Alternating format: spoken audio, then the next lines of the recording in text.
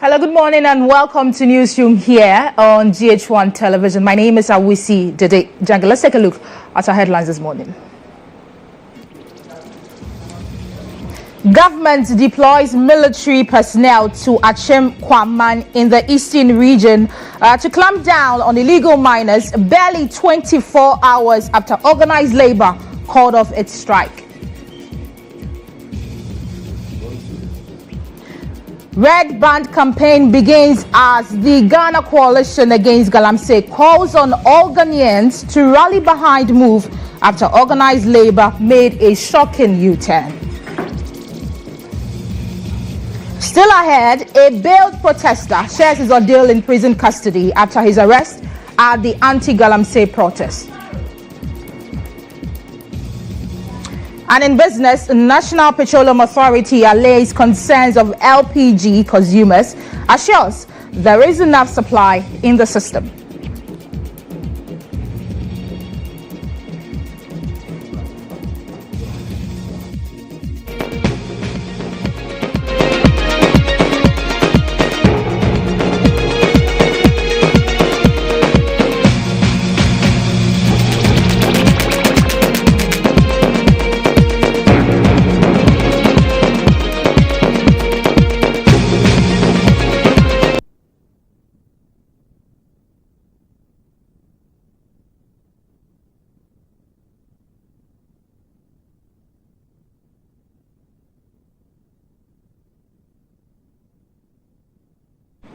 Thank you so much for tuning in. The news is coming to you live from our Platinum studio here in Accra. And it's also streaming live on Facebook at GHOne TV. This morning, barely 24 hours after the president directed the Minister for Defense to deploy additional military forces to intensify the ongoing Operation Halt, over 100 armed military personnel have been deployed to GHOne in the eastern region to clamp down on the Galamsey issue. Earlier, government in a press release announced measures to immediately halt illegal mining in and around water bodies and forest reserves, which includes the suspension of mining in forest reserves, strengthened prosecution of illegal mining cases, among others.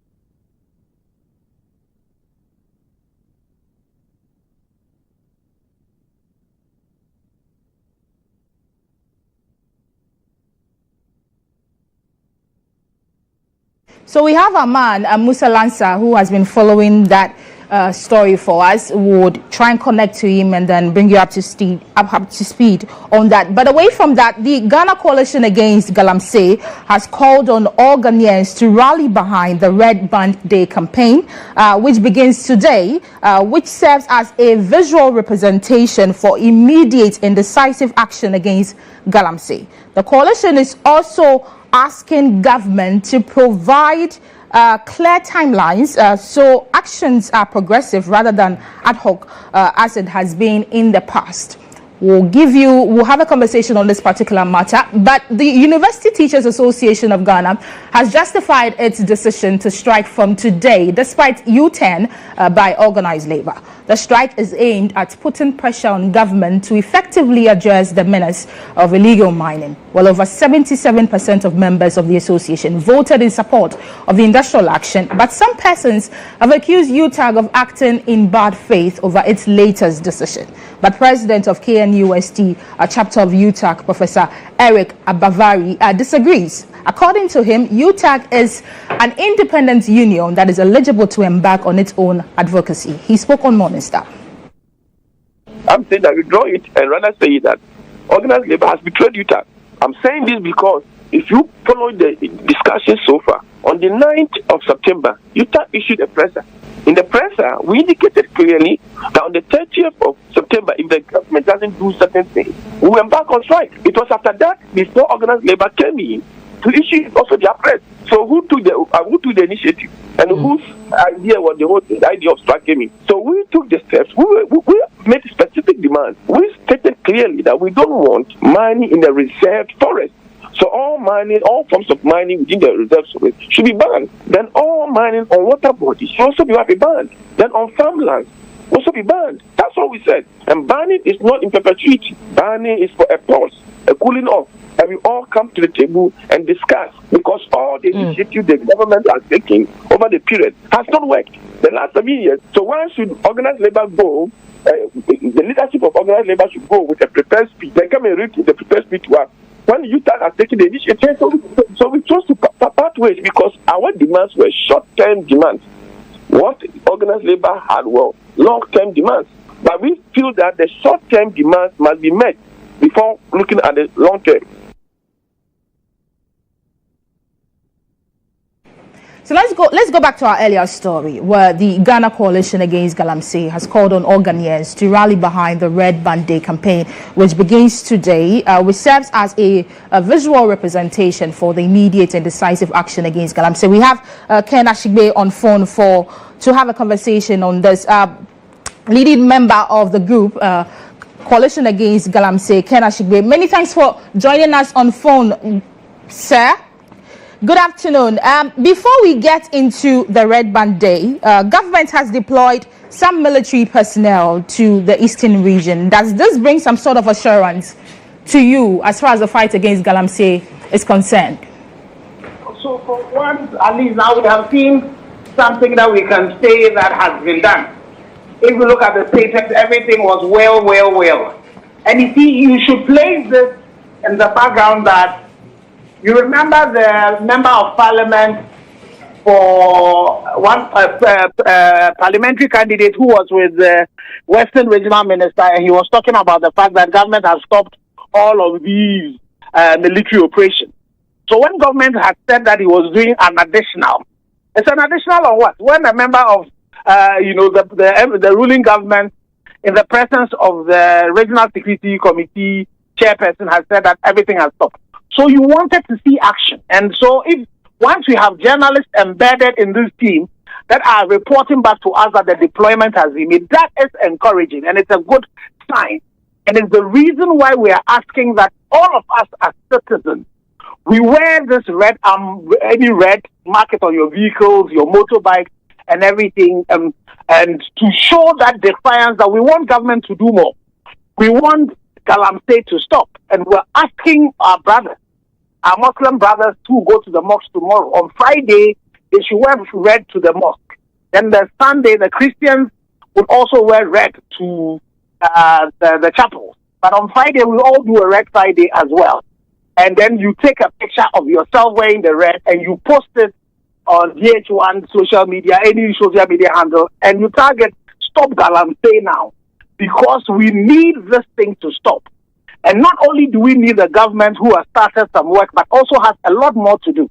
Because if you look at the issue of the revocation of the LI 2462, even if it is revoked, there are some permits that have been given under that particular obnoxious law. So the call of the Media Coalition Against Galamsey was for government to also revoke all of those licenses. So we are still calling on His Excellency the President wearing all of these red bands to get that revoked. And then also we are telling EPA that once government has asked that the LI be suspended, no permit should be signed from yesterday when His Excellency gave the order. No permit of any of those EPA permits should be given to any of those permits that have been, the Minerals Commission has granted in those forest reserves, so that the military, once they get into those places, will move everybody from the forest reserves. The water bodies and the buffers of the water bodies are already illegal. So we move everybody from there. So we hope that government will then also immediately make sure not only do they immobilize all those equipment, but they actually recover them from the theaters of the crime that they are in, and make sure that we're dealing with them. And anybody who is caught and involved in it is also dealt with. Would you agree with people or experts who believe that the deploying of those military men is a step in the right direction? Would you accept that, at least? Well, if you look at the one of the demands that we had made, the deployment of the military was an integral part of it. But it is important that in deploying the military, not only do we deploy the army, who will go on the ground, and the Navy who would also go on in the water bodies with their vessels. We also should be deploying the Air Force to fly sorties, over the water bodies, so that these people, most of whom we have been told are foreigners, we make sure we arrest all of them.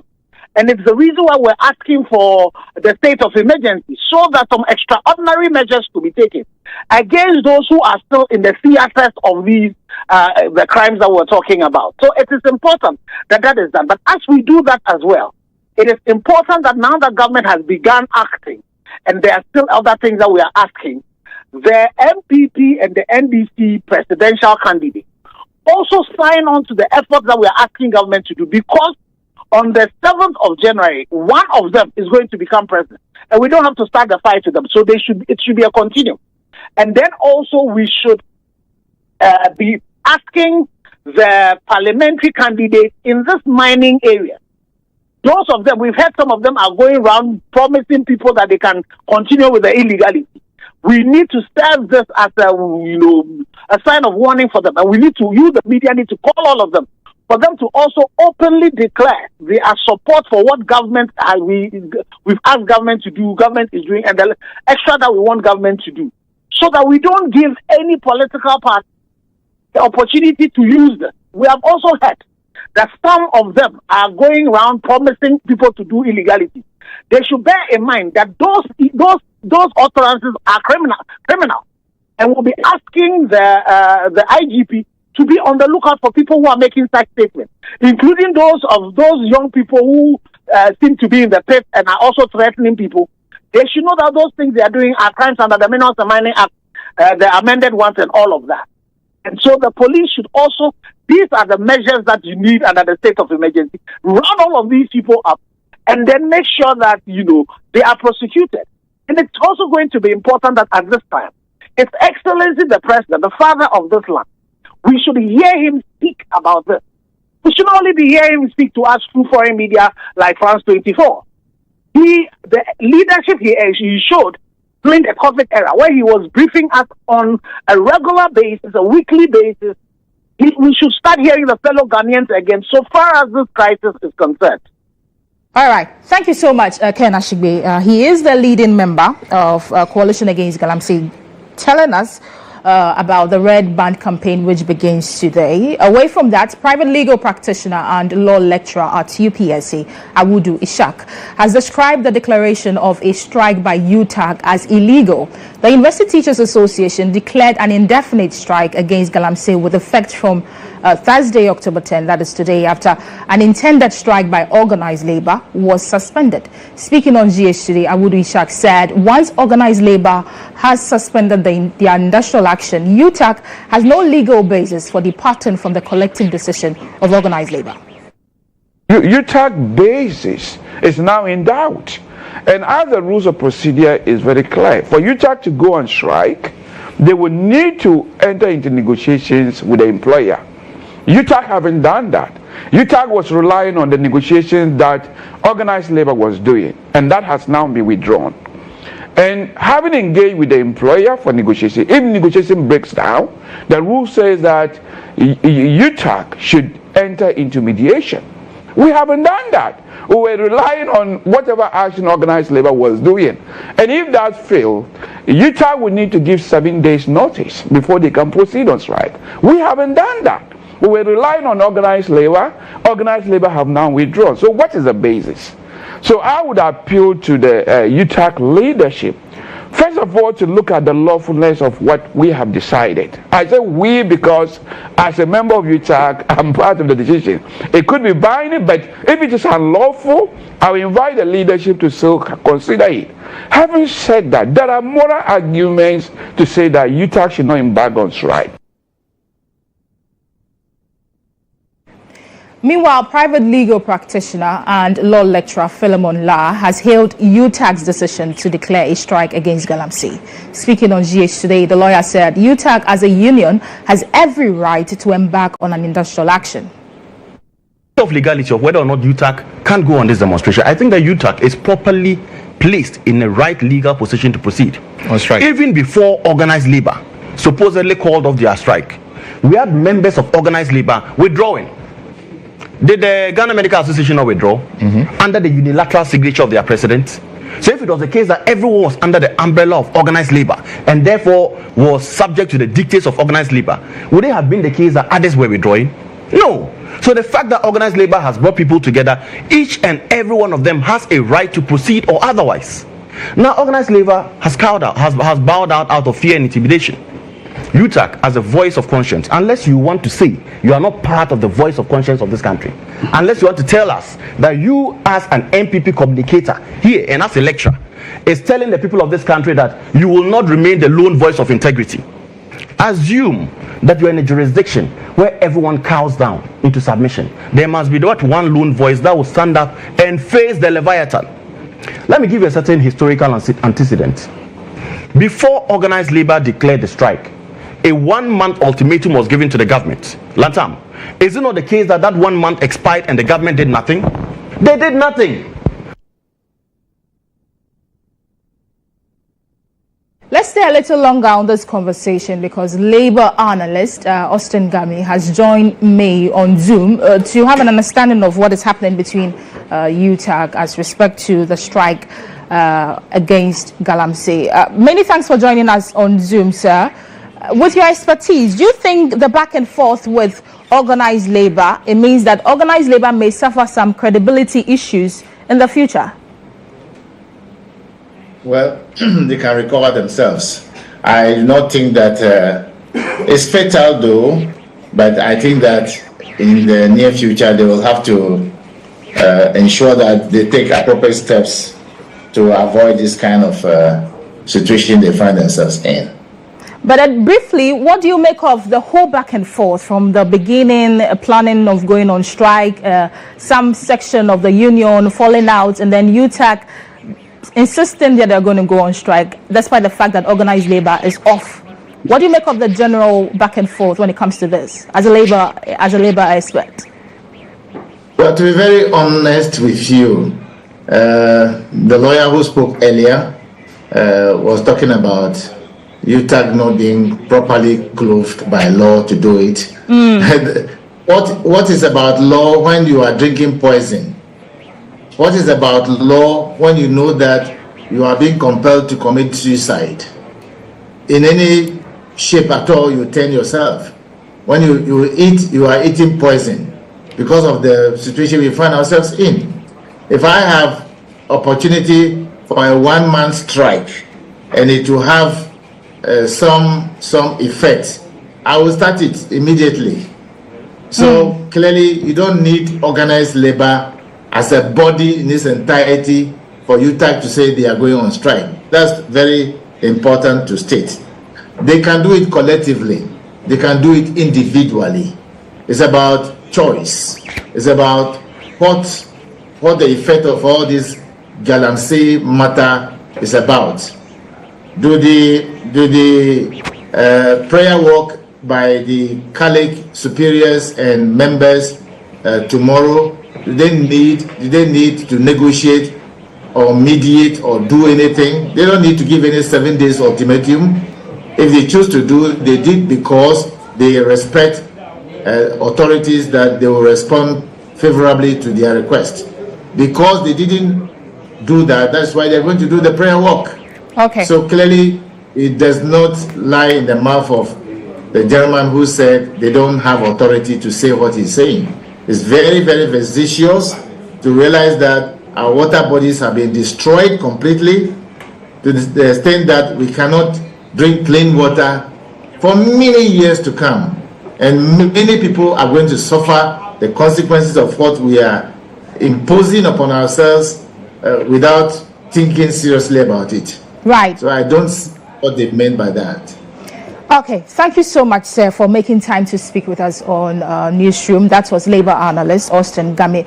But let's see what you've been saying on social media. And Nanama Akwa is in the studio with what you've been saying. Nanama. Well, since organised labour have suspended their strike, we wanted to know what you thought about that. We move over to Facebook, where we will stay today. King Kala says because of the union heads, NPP won over Ghana, Galamsey won over Ghana. Kojo adds, good. If we are sincere, let's resume all these agitations after the elections. What is happening now is largely driven by political and electoral interests.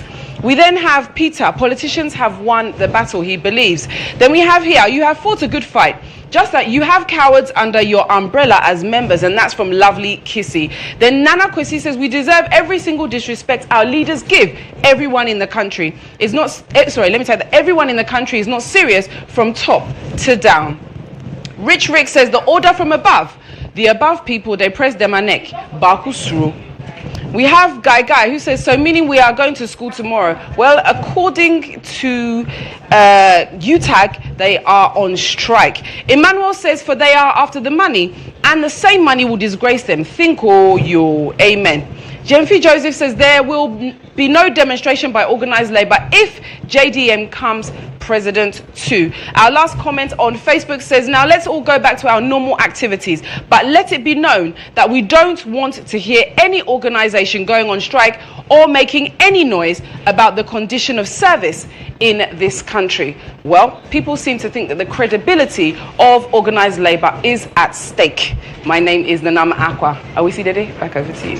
Thank you so much, Nanama, for giving us what people have been saying on social media. But let's go back to our earlier story where we know that it's been barely 24 hours after the president directed the Minister for Defense to deploy additional military forces to intensify the ongoing Operation Halt against Galamsey, while over 100 armed military personnel have been deployed to Achim Kwaman in the eastern region. And we have our man, Musa Lansa, on... okay, we understand we've lost him again, but we're trying to get him back because we want to understand how the operation is ongoing. But you're still watching Newsroom here on Newsroom on GHOne television. My name is Awisi Dede. Two other stories. A dramatic confrontation unfolded at the Misega checkpoint in Boko in the Upper East region as police, customs and military personnel clashed over a truck suspected of transporting cocoa beans. The incident underscores ongoing tensions around border security and smuggling in the area. There is more in this report. The truck with registration number AS 551-21 was intercepted at the Misega checkpoint due to suspicions that it was carrying cocoa intended for illegal transport to Togo. That was around 2:45 p.m. on Wednesday, October 9, in the Pusiga district. The conflict erupted when police attempted to transfer the truck, which had traveled from Kumasi to Boku, for further investigation. Military and Ghana Revenue Authority personnel stationed at Pulmakom confronted the police and insisted that the vehicle be released to them. Thus, disagreement escalated into a tense standoff, with both sides asserting jurisdiction over the situation.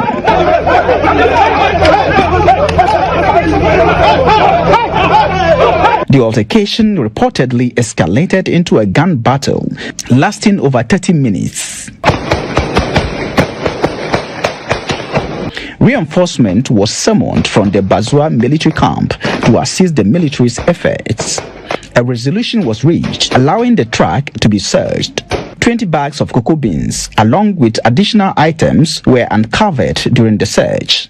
The items were turned over to the GRA for further investigation to determine the legality of the goods and any potential breaches in trade or customs regulations. Fortunately, no casualties were reported during the confrontation, as the shots fired were aimed to intimidate rather than injure. This incident underscores the ongoing challenges faced by Ghana's security forces in managing border controls and combating illegal smuggling activities.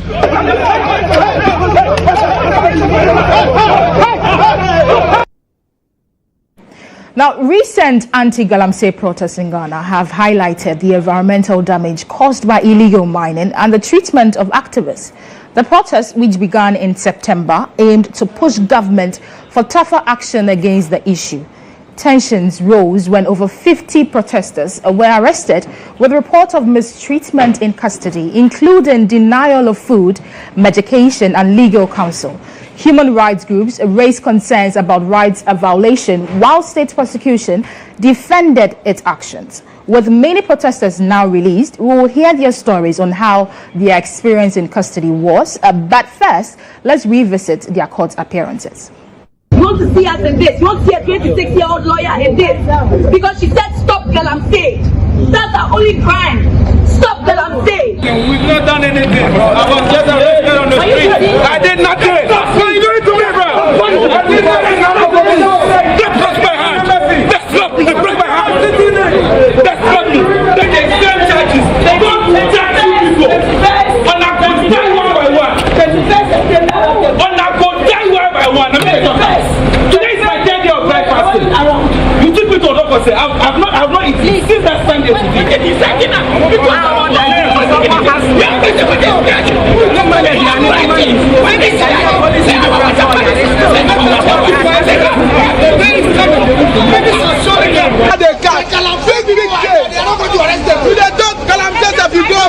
for 2 weeks. The petition will give and they arrested. This is the only reason why I could find this This is the only reason why I could find this This is the only reason why I could find this This is the only reason why I could find this Yes, also, this is the reason why I could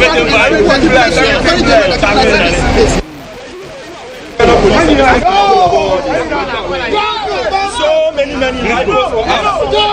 speak your truth, bro. Speak your truth, man. But destroying our land. Where are their rifles for them? Where's the organization for them? Police in the United States. But they can't say anything. Nothing will happen to me. Well, we have in the studio Field Marshal Ayi, who is one of the anti-Galamsey, anti-Galamsey protesters who was granted bail yesterday, and he is in the studio to tell us how his experience has been. Welcome to the program. Thank you. How are you doing? I'm very well, yes. Pardon the voice, yes. There's a lot of chanting in the cell, so. Okay. Because of time, we want to understand. Give us paint a picture of how your arrest started. How were you arrested? The moment, what happened? Just briefly, tell us. Right. So, interestingly, I was not even picked up at the demonstration site. Where were you picked up? I was arrested at Vienna City on Monday, the 23rd. Yes. Okay. So that even goes further to confirm the illegality of the whole issue. So, but then we saw what's happening up there. It was police provocating the people. When the people react, they force to arrest you. And that was not even a legal arrest. That was abduction. Because at the point of arrest, you should be told what your offense is. Yeah, I was coming to that. I wanted to find out, were you told where you were being arrested for? No, not till 2-3 days after. Nobody was told why they were picked up, what for, nothing. In fact, they couldn't even identify the people. So I, in particular, if you go to most of the stations where I was held, the name they have on the sheets there is Ni Rasta. But that's not my name. You said most of the stations you were held. Were you moved at a point? Several times, yes. In fact, after I was picked up, I was separated from the rest of my team. I was not allowed contact with anybody, no calls. I couldn't interact with any of my fellow comrades. I was isolated for whatever reason, God knows. But then they kept me separately. And yes, I've moved around a few times, 3 times, yes. So you were first taken to which station then? To the police depot. We kept from there. I was sent to the Nima police station, and then from there to the Legon police station. At what point were you given access to a lawyer? In court. Yes, in court. Yes. So from the time you were arrested to the time you went to court, you didn't know. The court records actually show that right in court, our lawyers had to ask to conference with us. So the court had to give us 5 minutes for our lawyers to speak with us. That was the first time we had contact with our legal representations. Yes. Tell us, how was your experience in custody? In all the 3 places you were moved to, how was your experience? Was there a point where you felt your rights were being violated? Well, from the very beginning, like I said, your Miranda rights have to be read to you before you're arrested. Whilst you're being arrested, yes. They have to tell you why you're being picked up. Yes. So from the very first instance, there's been illegality throughout. Yes. I wasn't expecting anything different from the current political system we have. That's what is the norm. So I was expecting that. I knew what was going to happen, yes. Did you experience any physical abuse or witness? Nobody could do that. Verbal abuse, yes. The policemen were verbally abusing To some of my you. comrades, yes. But for myself, I made it clear from the very beginning that I would not tolerate any of such. That none of us was a criminal.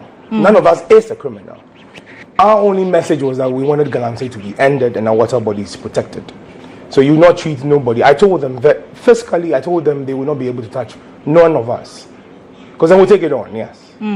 So for person, I didn't suffer any physical abuse. Verbal abuse, yes, there'll be threats and warnings. But I called them on their bluff and I told them, yes, all of that is being recorded and we'll take action at the due time, yes. But now, all of this was just to prove to the people of Ghana that indeed we do not have a justice system. If people are calling for Galamsey to end and that our water bodies have to be saved, are abducted, kidnapped and thrown behind bars for more than 14 days. But then you have people on site currently engaged in Galamsey. In the eastern region in Inyam, I understand 200 meters behind the police station, people are actively mining for gold. Right under the noses of the police, and they cannot do nothing. But the state prosecution said that most of you were arrested because you were engaged in some sort of illegality. Which was what? The first charge they gave us, and these matters are yet to get to trial, so I wouldn't want to get into details, but I mean, some of them are so frivolous. We have been charged with unlawful assembly. Police was present at the point for 3 days and they didn't say anything to anyone. So how could that have been an illegality? I mean, how do you call that unlawful assembly when the police was there present for 3 days and never said anything about it? So some of the charges are frivolous. I mean, like they're saying, most of the charges that came were supposed to have happened on the 22nd and the 23rd. Most of the people who were arrested were not even present at the site.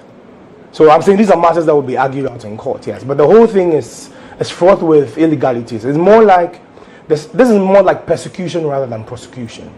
Yes. Was your time in custody traumatic? Not for me, this is not my first time, no. I've been doing this since 2016. Yes, so we started with Drop That Chamber. Indeed, there's been attempts to tag us as partisan, particularly NDC protesters. But I put this on record that it was my group led by Ernesto Yeboah, CIC, that sent Mahama to court to charge over the Ford Expedition vehicle. So there's no way we could have been NDC. And of course, the current administration is an MPP one. So there's no way we could be partisan in any way. This is a national issue, and we've been fighting national causes ever since 2016. So there have been a few times I've been picked up by the police, BNI, but that will not stop me. In fact, it's mandatory by our national anthem that we must stand and defend our country whenever the need arises. So you were asking why I'm Field Marshal right now. Yes, and I'm Field Marshal because, yes, I've earned my stripes. Like I said, I've been doing this since 2016. It's 7 years in service to my country, yes. Right, let's go back to the first time you went to court. When you were denied bail, how was it like for you? Expected. You were expected to be denied? Yes, to deny bail, yes. Wow. Because you've been arrested and you don't get to conference with your lawyers for over 48 hours. You meet in court. Your lawyers have to plead with the court to give you 5 minutes to talk to them, to tell them what the issues are. How is that legal or due process? So no, I knew what this was going to be from the very beginning, yes. From the arrests to all that we are seeing right now is all a charade. How did your family feel about the whole thing? My family is used to me. Yes, I told them this is what I was born for. But there were other people, other detainees who were looking up to you. How did that make you feel, considering the fact that they were exposed to such treatment in police custody? So as much as possible, when we are doing our organization mobilization, I like to tell everybody what to expect. Okay. I like to paint the worst case scenario picture in your mind, so you know at least what you're getting into. You know, all of this is voluntary. Everybody steps in this because it's a call of duty. So most of the protesters were actually expecting some of these things. Though some of them were experiencing this for the first time, of course it can be traumatic to some extent, yes. But our support system is all of us together. Once we know exactly what we're fighting for and why we are in this condition, that cannot break us, no. So even behind bars, the morale was super high, yes. To quote you, in one word, how would you describe how the police handled Unprofessional. This? Unprofessional. Illegal. Unconstitutional. Yes. What message would you like to tell the public, government, with respect to what you've experienced in police custody and as well as the fight against Galamsey? Now it's clear, the lines have been drawn. If people fighting for their nation can be caught and thrown behind bars, and those who are actually perpetrating those very same acts are walking free, it shows that our country, unfortunately, has been taken over by criminals. And again, it's our duty and our call to duty by the national anthem that we should rise to defend our country from oppressors. So if our nation, as it stands right now, has been taken over by criminals, It's the duty of every Ghanaian citizen, every Ghanaian youth particularly, to rise up to defend our country. So the time is clear. The battle lines have been drawn, people are taking their stands, and yes, Ghana will be victorious in the end. So the experiences you've had, it hasn't altered your confidence in the fight against Galamsey? The harder you grind the axe, the sharper it becomes.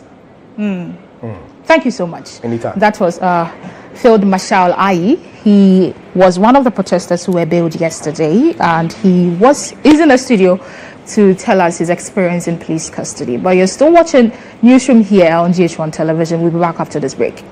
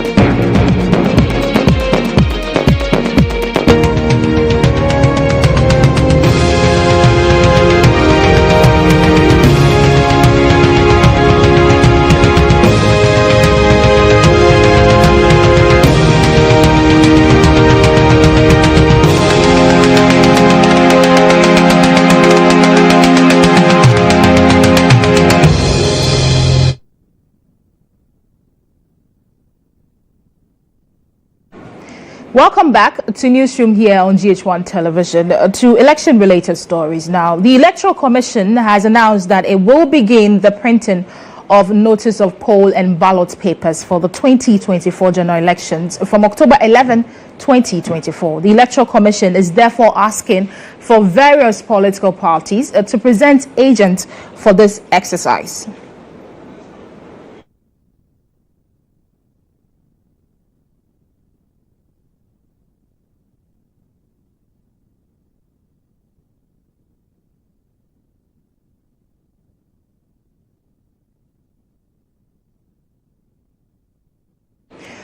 Well, the NDC has vowed to stop the Electoral Commission from going ahead with the printing of ballot papers, which is expected to begin from October 11. The Electoral Commission is expected to go in a meeting with the various party agents who have been selected today. Here is Dr. Rashid Tanko Computer, who is the Deputy Director of Elections and IT for NDC. As a political party, is very much concerned with the delay in release of the revised provisional voter register by the Electoral Commission. They indicated they will release that within 2 weeks. So we are expecting that by close of day, Monday, they should be able to release the provisional voter register to us. As to the printing of the ballot papers, we are not going to allow that. On what basis are they going to print the ballot papers? On which figures? Because as we speak now, they don't have ballot statistics. They have not also given us the voters registered code book that will indicate the polling stations and the total number of voters for each polling station. And we don't have that. And to top it all, you cannot print ballot papers based on provisional register. You print ballot papers based on certified register. And what you are giving us is a provisional register. For us to look at it once again. And so I don't understand on what basis are they saying they were going to print ballot papers. So as we move in to have meeting with them this morning, we'll make them very clear. We'll make it very clear to them. If they are going ahead to print their notice of poll, fair enough. That one is understandable. Notice of poll is understandable. They can go ahead and do that. But as to printing of ballot papers, no, that one there. Until we get the ballot statistics, the voter code books, then the register. In fact, we will not accept the process of going ahead to print any ballot paper. We won't accept it. Well, parliamentary candidate of the NDC in Okankwe South constituency, Enes Adomako, has slammed government and the incumbent member of parliament for the constituency, Dakwa Newman, for disgracing a legendary boxer, Azuma Nelson, by neglecting and failing to renovate the Azuma Nelson sports complex. Speaking during Voters Connect a while ago, Enes Adomako, who is seeking to end over 20 years drought of the NDC in the constituency, described the current state of Azuma Nelson sports complex as shameful and pledged that the next NDC government will uplift the image of Azuma Nelson by renovating the sports complex to a standard one. The people can engage in all the propaganda they want. By 7 December, the people of Okankwe South are going to expose you and they will vote against you. The focus is to empower the people of Okankwe South, especially the youths. What GHOne have started, I am going to finish it and it's going to end well. We are going to create jobs. We are tired of bad roads and poor schools, poor health. Go to Kaneshi Polyclinic. Every day there is no doctor. By now, we are going to upgrade Kaneshi Polyclinic to become a hospital and do something better. Now go to Azuma Nelson Sports Complex. Azuma Nelson Sports Complex now is like a swimming pool. You turn the place to a beach. Why are you disgracing Azuma Nelson? LPP, they are disgracing Azuma Nelson. You made this project. You made the project after Azuma Nelson. Now, you said you are going to renovate the place because you don't respect the people of Okankwe South. You've let the place hanging. The youth do not have a place to play football. We don't have a place to do events and other things. But the astroturf they claim that they've done, when you go there to play football, they will charge you 400 cedis before you can play ball. Why? We are suffering. We are tired. The NDC parliamentary candidate for Kumbungu constituency, Professor Hamza Adam, has pledged to lobby for the establishment of a modern market and a senior high school in the constituency when voted for in the upcoming election. This, he says, will alleviate pressure on the current senior high school and enhance trade and commerce. He made this known during the launch of the NDC's campaign in the constituency. Have a befitting market for the good people of Congo. We need a modern market, at least stationed in the district capital, Congo, so everybody will appreciate and know that we have a solid and an edifice for market purpose in the constituency. I intend to do that. I also intend to push for us to have a second secondary school for the constituency, because the process started before we left power. They had started process to get a befitting secondary school to serve this part of the constituency. That did not happen before we lost power. It is our hope that once we get into power again, by the grace of the Almighty Allah, I will push to ensure we have a befitting secondary school to complement the already existing school.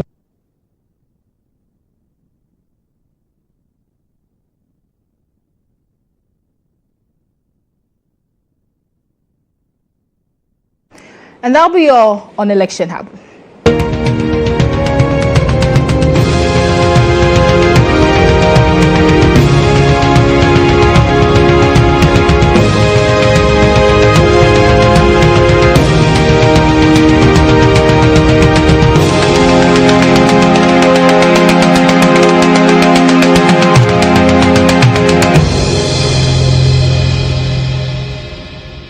This October, come and encounter Jesus.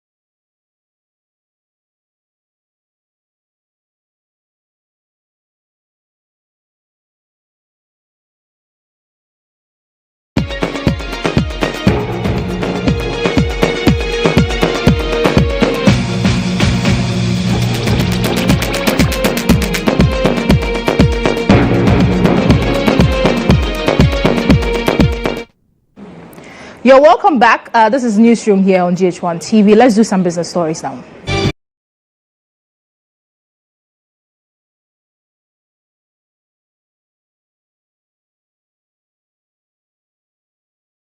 In business, the National Petroleum Authority, NPA, has alleviated concerns of liquefied petroleum gas LPG consumers by assuring that there is sufficient supply in the system. The limited availability experienced by some consumers in the Western region is attributed to power challenges that resulted in reduced production. This assurance comes after some LPG marketers reported unavailability of the product at certain depot, recently forcing some consumers to revert to the usage of charcoal, which borders on climate change. The NPA statement aims to address worries sparked by the marketers' claim, emphasizing that the current stock levels are adequate to meet consumer demand. The authority has implemented measures to ensure a stable LPG supply, including revising the mode of importation to reduce cost and improve efficiency.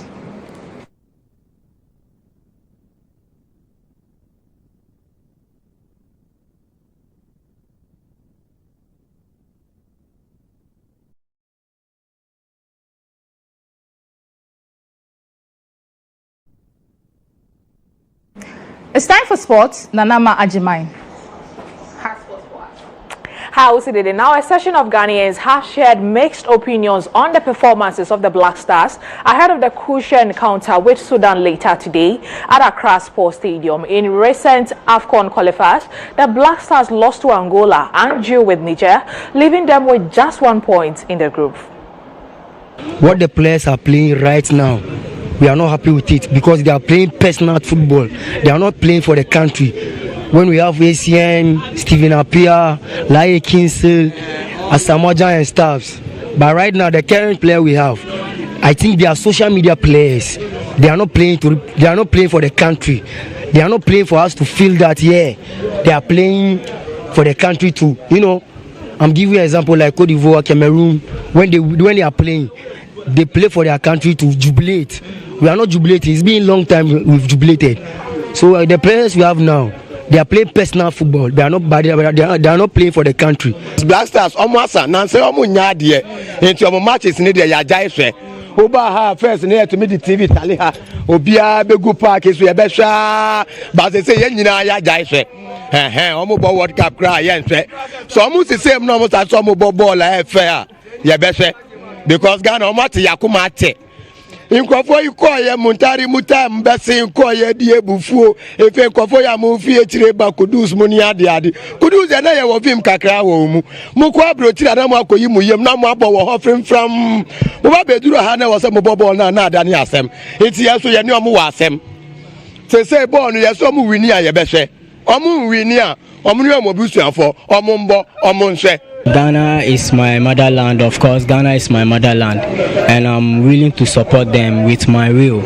Yes, I'll be there if, in case I get a chance. I have to come and show some love.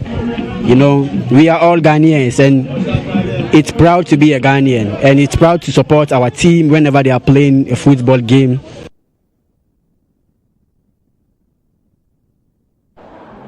Now, some supporters of Switzerland have arrived in Ghana to support Ghana's goalkeeper Lawrence Atizigi in Ghana's game with Sudan. My colleague Monica Bukari caught up with them at Accra Sports Stadium. Hi, kindly tell me your name and which country you're coming from. My name is Jimmy. I'm from Switzerland. And you? I'm Choniontika. I'm from Switzerland. And you? Me, I'm Daniel. I'm also from Switzerland. And what exactly brought you here? I'm from Switzerland, I said, and one of the players also come from Switzerland, Antitigi, and I'm a huge fan of the national team and of Sigi, who played in Switzerland. So we're here for family reasons in Ghana, so we thought to come see the training and tomorrow the match. What are you looking forward to see from Lawrence Atizigi? Yeah, we hear a lot of news in Switzerland, a lot of good news. He made a very good performance right now, and we're proud. He's from Ghana, we are from Swiss, so we think tomorrow we will make a very good game. I hope for him. Like always, he's always good. What can you say about Lawrence Atizigi? He's a great goalkeeper. we hope that tomorrow the goal will be clean. So zero goal for Sudan and clean sheet. Clean sheet for want Ghana. A clean sheet for Ghana. Goals for Ghana, yeah. And you? For me, the same way. I hope Siki clean the goal very clean. That for Sudan has no chance to get the goal in yet. Yeah. Now, finally, what message will you have for your FC St. Gallen goalkeeper Lawrence Atizigi? I'll start from you. Okay, Ati, I hope you do a very good, clean performance tomorrow, that when you are arriving back to Switzerland and I pass you, we can say hi and have a great time together. And you?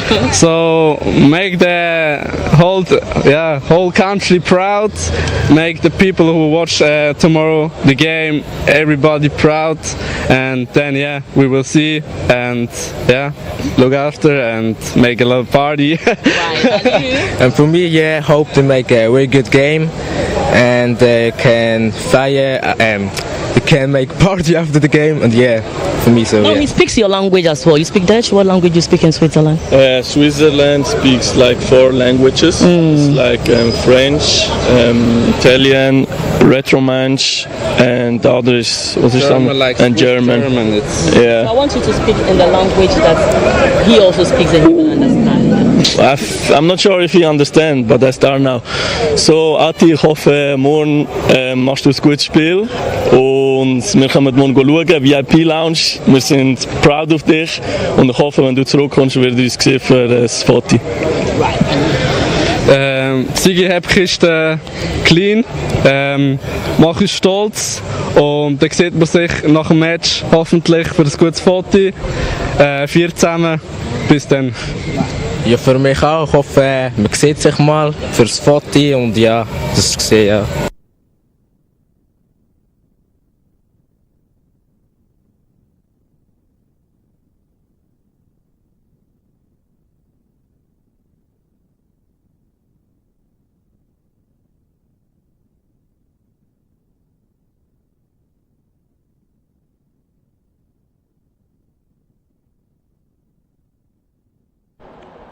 Now, head coach for Otuado has confirmed that Mohamed Kudus will represent Thomas Partey in this afternoon's game. Kudus will lead the team. I think I said it before. I don't know. I'm not quite sure if that he will be the second captain, and so for this reason he will have the captaincy. And for us, and I don't know if I said it before, but it's about leadership and responsibility. It's not about having the captaincy, it's about all the players. And sometimes, and this will take time, I know for sure, but me having the comparison, let's say Europe or Germany and Ghana especially, I think there are a lot of things we can change. Sports here on Newsroom. I am Nana Alma Ajman. Back to you, Awisi Dede. Thank you, Sports. International story now. This afternoon we focus on Cameroon's 91-year-old president, Paul Biya, who remains the subject of health speculations following his absence from several key international events. Following his absence from the UN General Assembly and a recent summit in